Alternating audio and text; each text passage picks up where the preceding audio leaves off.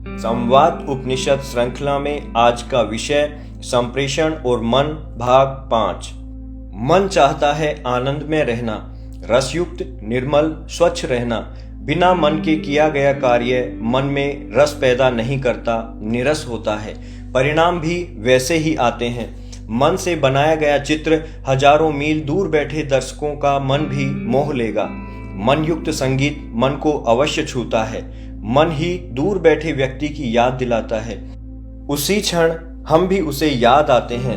मूक भाषा में भी मन के संदेश प्रेषित होते रहते हैं। मन मूल्यवान है, व्यक्ति की पहचान है, अतः इसको साधना होता है। जीवन में सभी लक्ष्य मन से ही जुड़ते हैं। अंतर्मन ईश्वर से जुड़ा है, यही ईश्वर में मिलता है।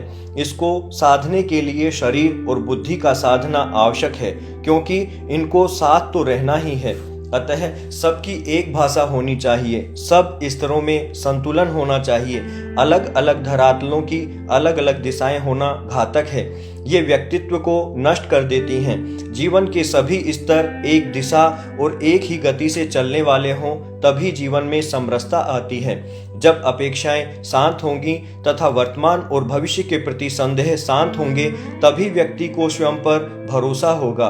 वर्तमान को स्वीकार करने एवं इसके साथ जुड़कर जीने की वह सोचेगा। शांत व्यक्ति का पहला लक्षण यह है कि वह स्वयं में परिपूर्ण होकर जीता है। अपनी इंद्रियों की क्षमता, आसक्ति और राग द्वेष की प्रवृत्ति का आकलन किए बिना आगे बढ़ना कतई संभव नहीं है।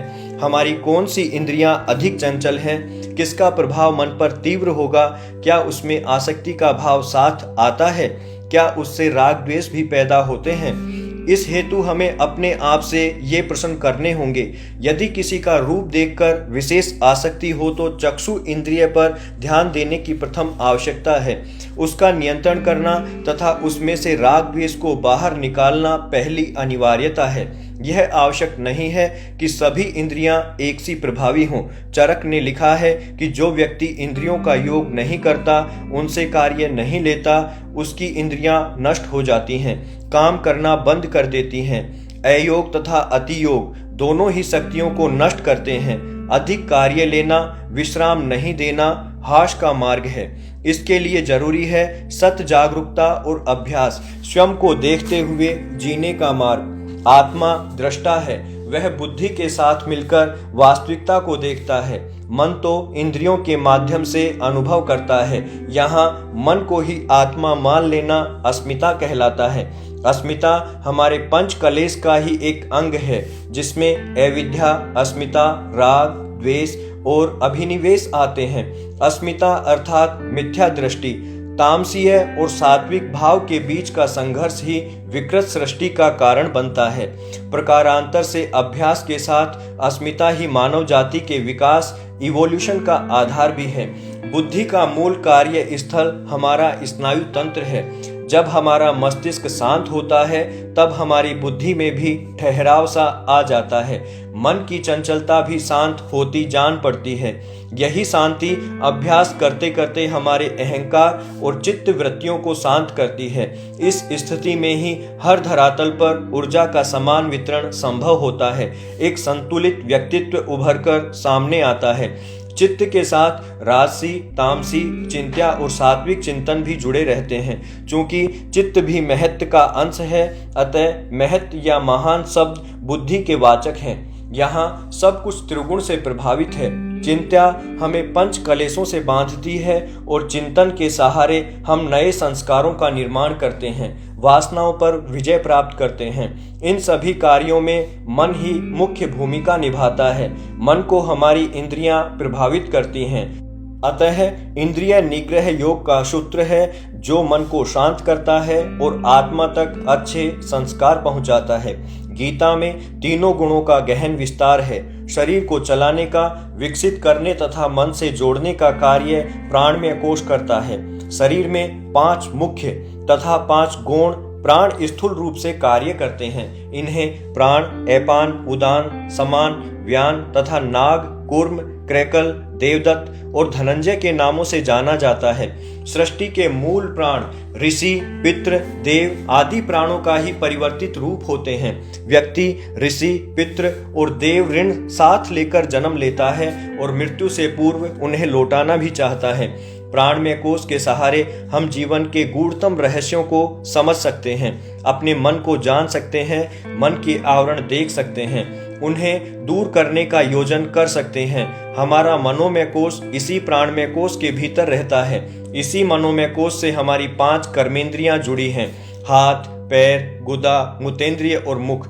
मन में इच्छा संसार है। हमारे प्रारब्ध कर्म मन में ही संचित रहते हैं। इनका क्षय भोगने से ही होता है। इसके अलावा जैसा गीता में कृष्ण कहते हैं, ज्ञानाग्नि सर्व कर्माणि भस्मसात् कुरुते अर्जुन, अर्थात ज्ञानाग्नि सब कर्मों को भस्म कर देती है। गीता आत्मा का शास्त्र है। जीवन के सभी व्यापार आत्मा के लिए ही किए जाते हैं। शरीर आत्मा का घर है, जिसकी एक उम्र भी है। मानव चाहे तो शरीर के रहते संसार चक्र से सदा के लिए बाहर निकल सकता है। अन्य प्राणी ऐसा नहीं कर सकते। उनकी योनियां कर्मों का भोग करने के कारण होती हैं। मानव को भी कार्य सिद्धि एवं सृष्टि विस्तार के लिए युगल रूप में ही बनाया गया है। हमें शरीर, बुद्धि और मन का उपयोग आत्मा के स्वरूप को समझने, जीवन का उद्देश्य तय करके उसे प्राप्त करने में ही करना चाहिए। इस दृष्टि से हमें गीता का वैज्ञानिक स्वरूप भी समझना चाहिए।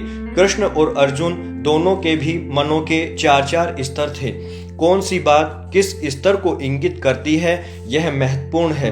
मनोविज्ञान को इस दिशा में आगे बढ़ने की महती आवश्यकता है। आत्मा क्या गर्भस्थ शिशु के नहीं होती?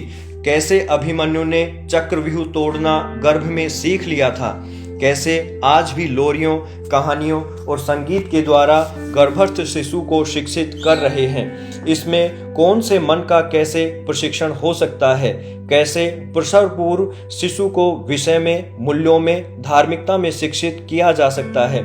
इस पर शोध होना सामाजिक विकास की दृष्टि से, मानव में केंद्रित ईश्वरीय शक्तियों के विकास की दृष्टि से अतीव महत्वपूर्ण होगा। हमारे प्राचीन ग्रंथों में मन के स्वरूपों को इस प्रकार श्रेणीबद्ध किया गया है कि उसके बाहर कुछ शेष ही नहीं रह जाता।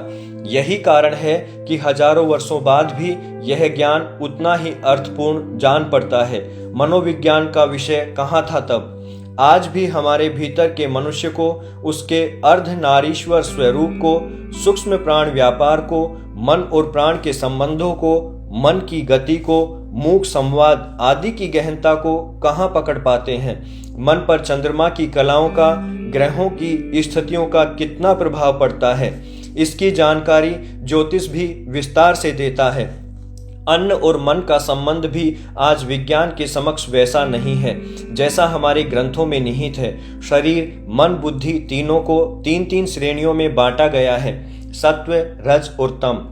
शरीर में वात, पित्त, कफ भी इन्हीं का विस्तार है। जैसे विचार वैसी इच्छा, इच्छा अनुरूप अन्न। मन का, बुद्धि का, शरीर का, आत्मा का, सबका अन्न अलग अलग होता है। अन्न से शरीर में सप्त धातु बनते हैं। 7वां धातु शुक्र होता है। 8वां ओज अंतरिक्ष के तत्व से तथा 9वां मन बनता है चंद्रमा के सोम से। वैसी ही इच्छा का पुनः उदय मन में होने लगेगा। इस दीर्घकालीन स्वाध्याय में मेरे ध्यान में एक बात आई कि भारत के चिंतन में मन संबंधी कुछ ऐसे तथ्य हैं जो पश्चिमी जगत के लिए अपरिचित हैं, किंतु महत्वपूर्ण हैं, क्योंकि उनसे मन की अनेक ग्रंथियों को सुलझाने में सहायता भी मिलती है। श्री अरविंद ने अपने सिंथेसिस ऑफ योगा नामक ग्रंथ में इस ओर कुछ संकेत किया भी है। उन्होंने कहा कि पश्चिम में फ्रायड, युंग आदि ने अवचेतन की चर्चा की है, किंतु वे उस सत्य की चर्चा से बचते रहे जो मन से नीचे अवचेतन नहीं अपितु मन के ऊपर अति चेतन सुपर माइंड है। फलस्वरूप हम मन की पाश्विक वृत्ति से तो अवगत होते रहे, किंतु मन की ऊर्ध्वगामी दैवी शक्ति से अपरिचित ही रहे। मुझे लगा कि यह एक महत्वपूर्ण सूत्र है जिसका वैदिक साहित्य में पर्याप्त विस्तार है।